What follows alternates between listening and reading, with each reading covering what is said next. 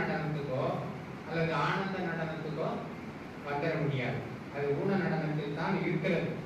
சரி, ஊன நடனம் அனுமதிக்கப்பட்டதானா? அனுமதிக்கப்பட்டது.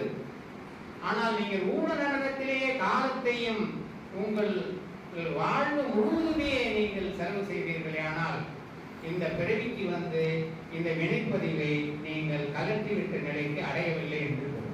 அப்படித்தானுங்களே, இல்லையா? இப்போ நான் எங்க வரணும்னு கேட்டீங்கன்னா, தன்னை எறிந்து வெண்ணிலாவை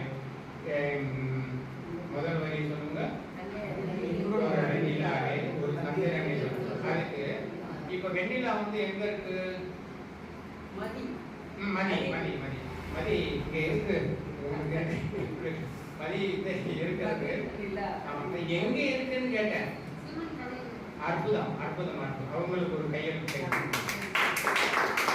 இப்ப இந்த சிந்தனையில எங்க இருக்குன்னா வானத்தில் இருக்குன்னு சொல்லிடக்கூடாது.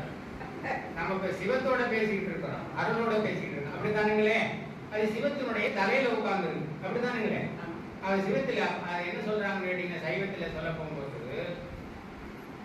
அந்த ஆன்மா பக்குவப்படுற வரைக்கும் சிவன் என்ன செய்யுமா?